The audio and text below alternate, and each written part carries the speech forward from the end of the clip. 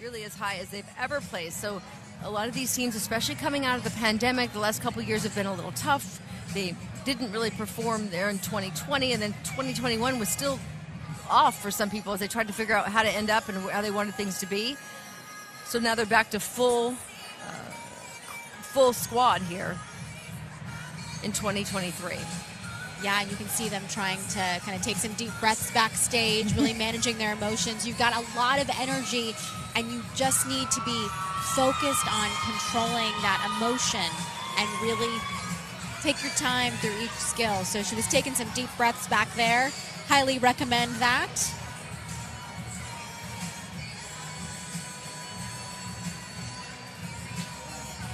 It's in these moments backstage when they are able to kind of give them each other some last-minute motivation and get them focused. And then they like to get their jitters out a little bit with some cheers and chants and a little bit of dancing sometimes. A lot of traditions with the International Cheer Union match up with the IOC or the Olympic Committee. Wednesday night opening ceremonies here where all the countries were able to stream out and share their moment, their flag with the audience that was here.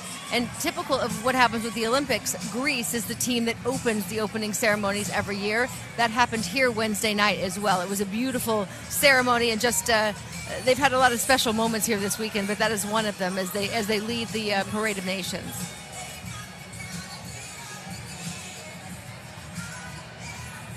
All right, next up in the all-girly division, let's hear it for Greece.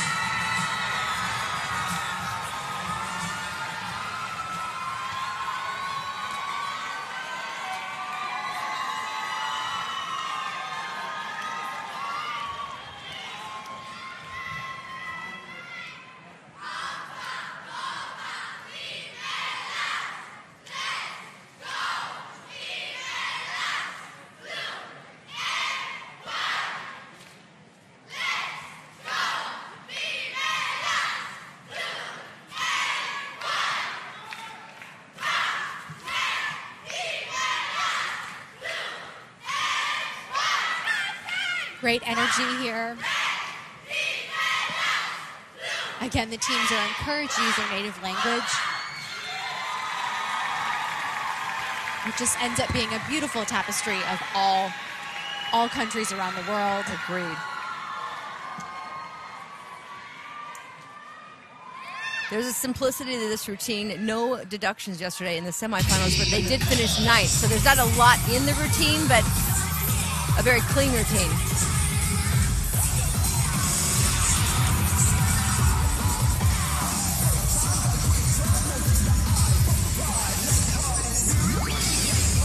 You'll see some of the more established teams where they'll have more stunts going on at the same time as opposed to just one, and that's when you'll see the difference.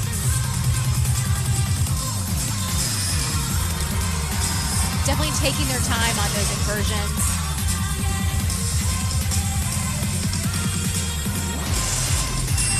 Oh. They missed a couple of those stunts right there. Now again, you have very little time to recover from that. You need to, let that go and move right on to the next stunt.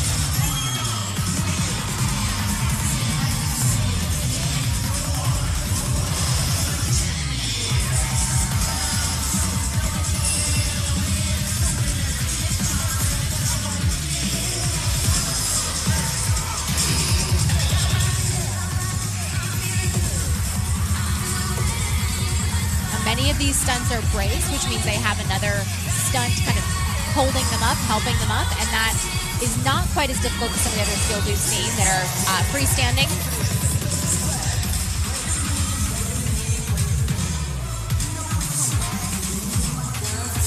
Round off back tucks and round off back handsprings.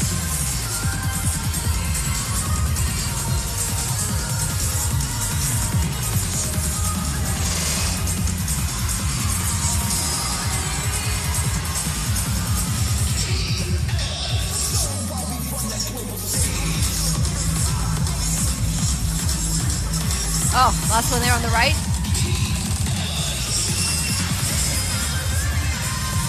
Regrouping, top of that 8 count, everyone back together.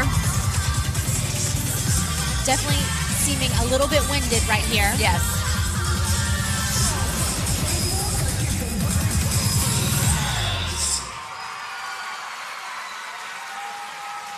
That is Greece in the all-girl division.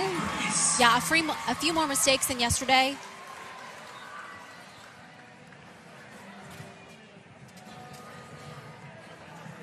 Here's another look at a partner stunt sequence in the routine. They load up to a prone position, go up to the top. Resetting here.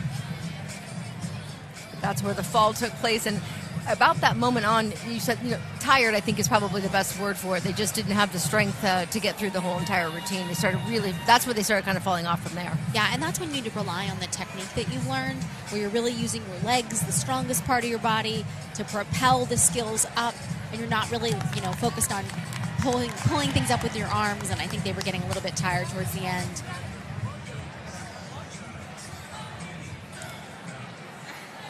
But it's thrilling, it's exhilarating to be on this mat, so they're pretty excited nonetheless.